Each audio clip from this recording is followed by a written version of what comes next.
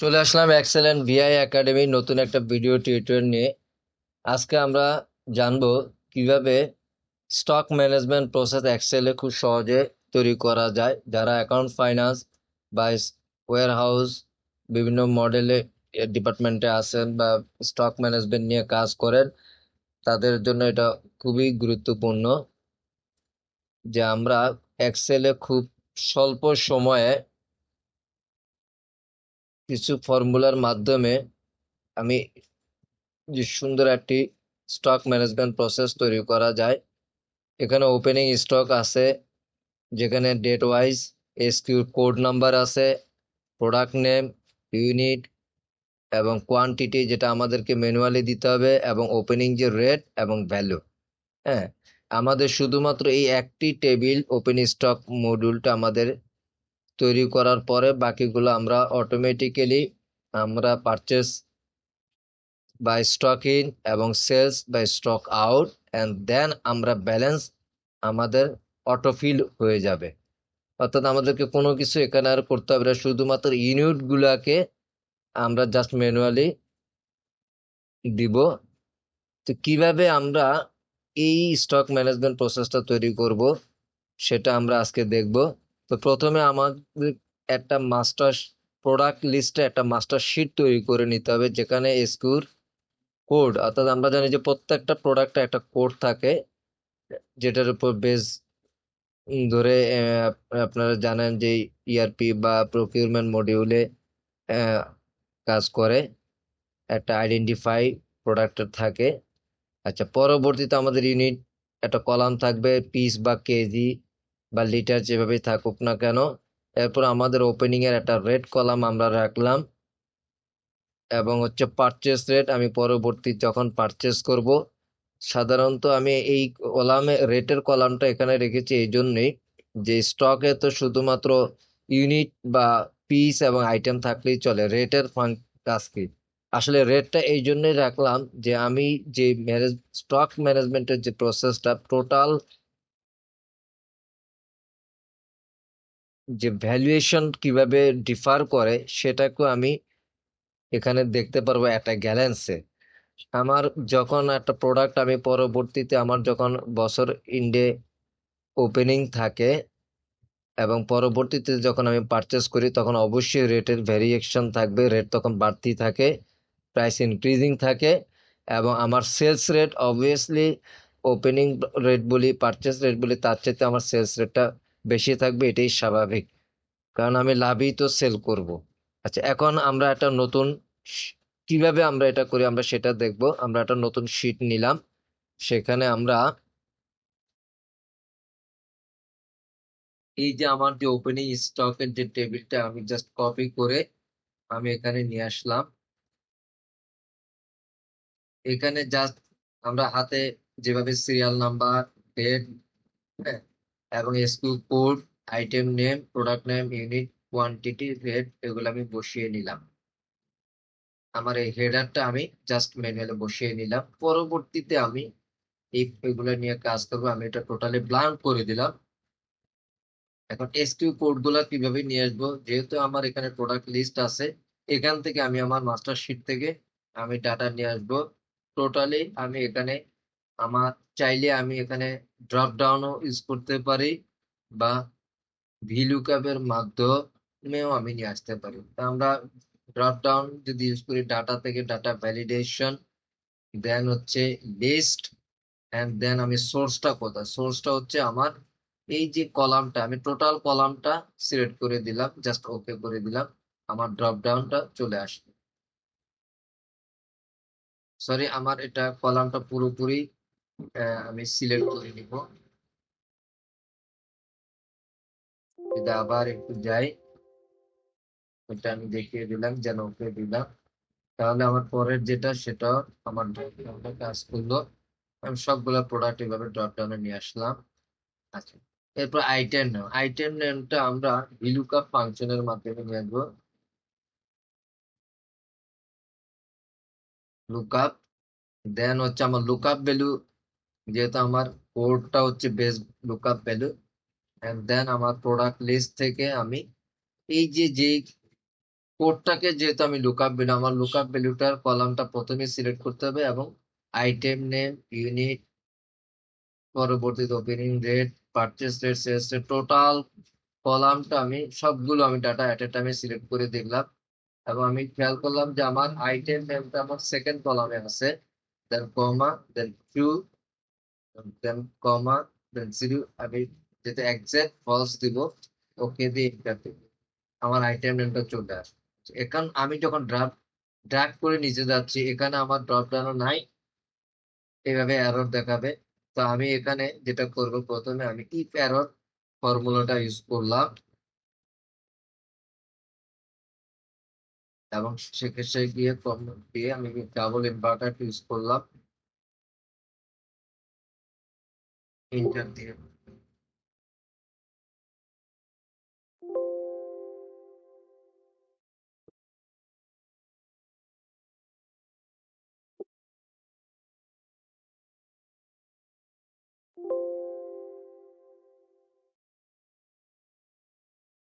If error ভিলুকাম, হ্যাঁ ওকে। আমার কি ডাবল বেশি হয়ে গেল?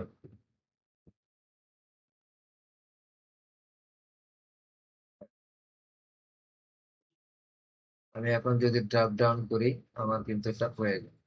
আচ্ছা, এখন হচ্ছে যে এইখানে ভিলুকাপ যখন আমি করলাম, আমি যেহেতু এই টেবিলটাকে আরো তিনটা টেবিল তৈরি করব, পারচেস, সেলস এবং ব্যালেন্স, সেজন্য আমি প্রথমেই ভিলুকাপে আমার এইটাকে আমি F4 দিয়ে টোটালি আমি লক করে দিলাম, যাতে করে আমার পরবর্তী সেলে কপি করলে কোনো রকম সমস্যা না হয়। হ্যাঁ, আমি জাস্ট F4 দিয়ে লক করে নিয়ে আমি এখন ড্র্যাগ ডাউন করে দিলাম। এখন আমি যদি ইউনিটে যাই, আমি যদি ইউনিটটাও নিয়ে আসি জাস্ট এখানে, এবং এটাকে আমি জাস্ট কলাম ফ্রিতে যেহেতু আছে, এবং এটা আমি লুকআপ ভ্যালু আমি দেখিয়ে দিলাম ইন্ট্রা। ওকে, জাস্ট ওকে। দেন আমার কোয়ান্টিটি আমি ম্যানুয়ালি দিব, এবং এখন হচ্ছে রেট, রেটটাকে আমি যদি এখানে জাস্ট কপি করে এখানে কন্ট্রোল ভি দিই, এবং আমি যদি এটাকে এসকিউ কোডটা দেখিয়ে দেই, এবং যেহেতু আমার ওপেনিং রেট আছে 4 এ, আমি জাস্ট ইন্টার দিলাম এবং একইভাবে আমি নিচে ড্রপ ডাউন করে দিলাম। আচ্ছা, ভ্যালু, ভ্যালুটা হচ্ছে আমরা জাস্ট কোয়ান্টিটি এর সাথে রেটটা মাল্টিপল করে দিলাম, এন্টার দিলাম। আবার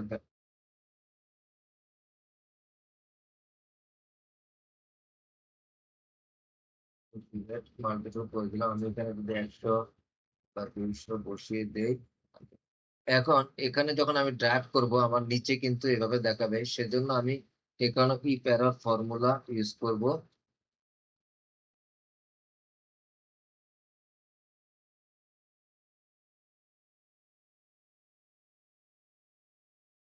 টেবিলটা তৈরি হয়ে গেল।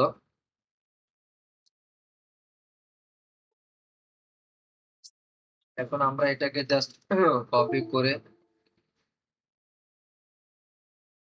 আমি জাস্ট এখানে পেস্ট, পেস্ট থেকে পেস্ট স্পেশালে গিয়ে আমি অল, এখানে খেয়াল করতে হবে অল, এন্ড দেন হচ্ছে ওকে।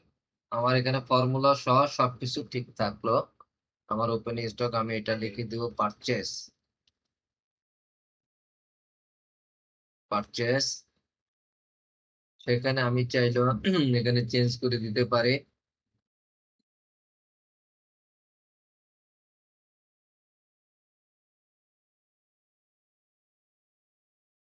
পারচেস।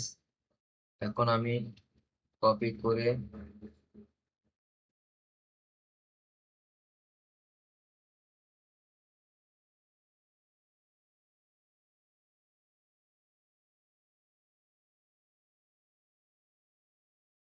অল দিলাম, এখানে এটা চলে আসলো আমাদের সেলস, সেলস। ওকে,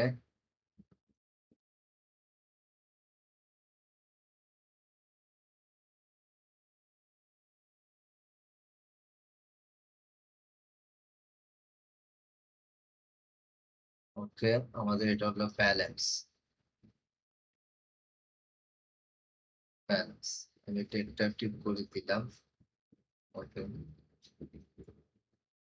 এখন আমরা যদি দেখি, আমরা এটাকে একটু আলাদা কালার দিলাম, ফরম্যাটে এটা filling view format cell, just একটু অন্য কালার দিয়ে দিলাম।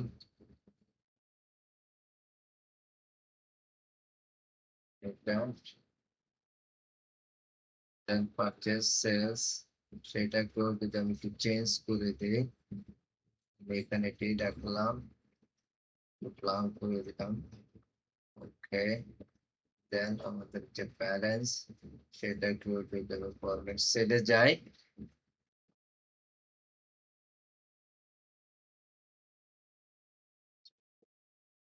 এখন আমাদের ওপেনিং স্টক, পারচেজ অর্থাৎ স্টক ইন এবং সেলস স্টক আউট সবকিছু হয়ে গেল। এখন ব্যালেন্স,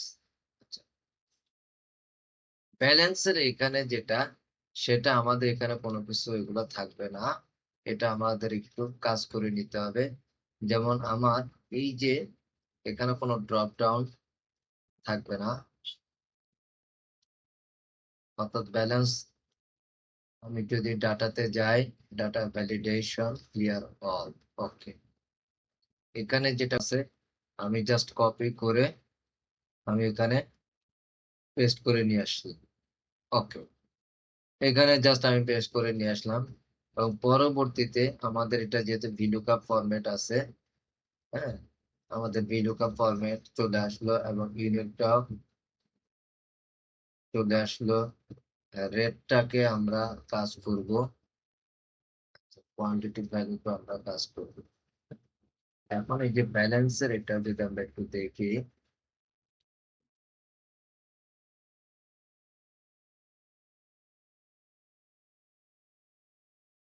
ওকে, আমরা আমাদের আইটেম নেমটাও চলে থাকলো, as usual VLOOKUP formula quantity. Now we work in the balance table to find out the quantity which is filled automatically from opening stock table, add purchase and less sales equal the balance. This is performed by automatically by function summit formula. কিভাবে আমরা summit formula ব্যবহার করে ব্যালেন্সটা টেবিলে কোয়ান্টিটিটা automatically নিয়ে আসবো, আমরা সেটা দেখবো। যেখানে ওপেনিং স্টকের সাথে পারচেজ যোগ করে সেলস কোয়ান্টিটি ডিডাকশন করে ব্যালেন্সটা পাবো, আমরা এখন সেটা দেখবো। আমরা এখন সামিট ফর্মুলা ইউজ করব। তার আগে আমি একটু জুম করে নিলাম।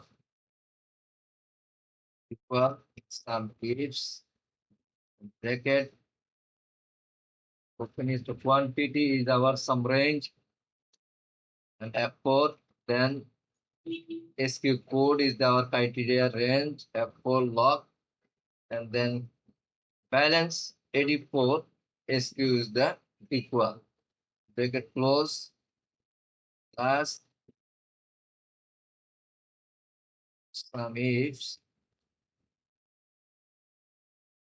purchase quantity is the sum range F4, then SQ code is the criteria F4,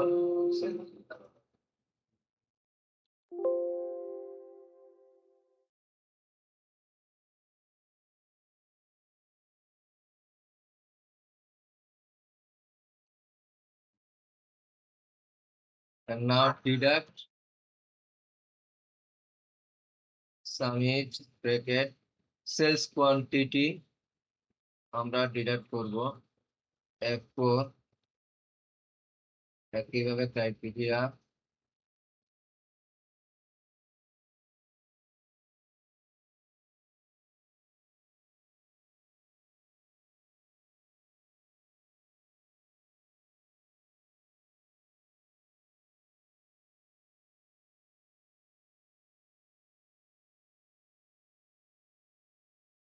we give the enter to argument. Now we get the balance 650 in the first row. Just look at this. Opening stock 500 printer, but and then add purchase 200, that means 700, and then less 50, then we get 650 our balance. Now we drag down and then automatically fill up, and then we work just copy and paste in the value. Just our change the some range, only just value, the code is okay. Purchase, and then this, just give enter.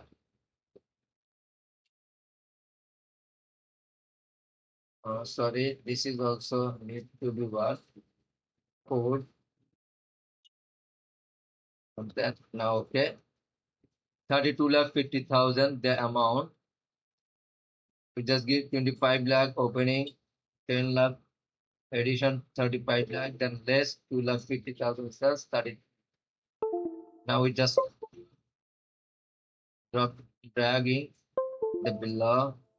Okay, here is, and just we divide the value by quantity. Okay, this error, so we just do if error.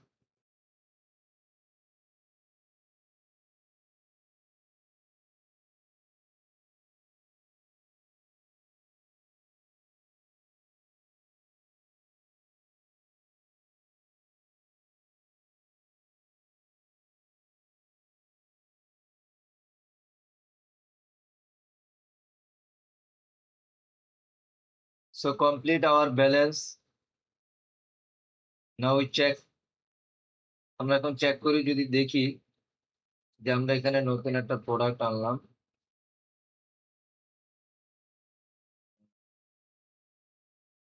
Just যে কোনো একটা প্রোডাক্টকে আমরা নিয়ে আসলাম।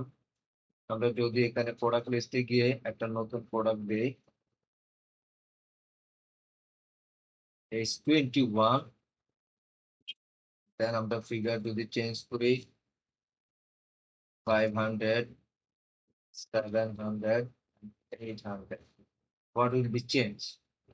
Now we did S21, then just give the quantity 100, there 50,000 value, and then again purchase,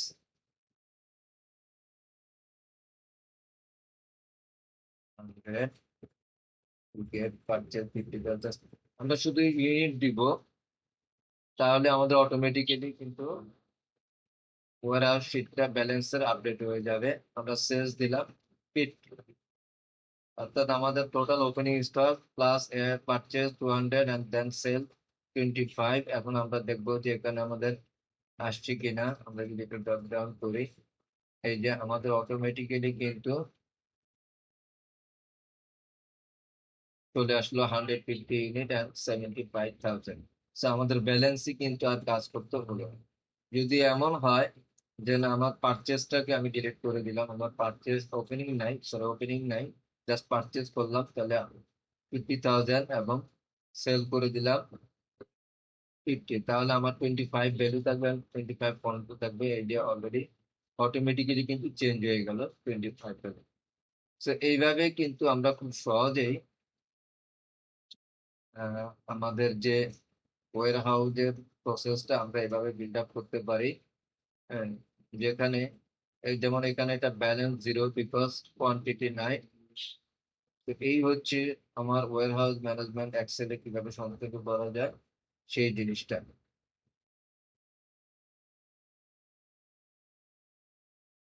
তো সবাই ভালো থাকবেন, আশা করি ভিডিওটা শুরু থেকে শেষ পর্যন্ত দেখবেন কিভাবে একটা ওয়্যার হাউস ম্যানেজমেন্ট প্রসেস খুব সুন্দরভাবে তৈরি করা যায় সেটা জানবেন।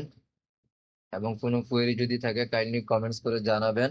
সবাই বেশি বেশি করে আমার চ্যানেলটা সাবস্ক্রাইব করবেন। ধন্যবাদ সবাই।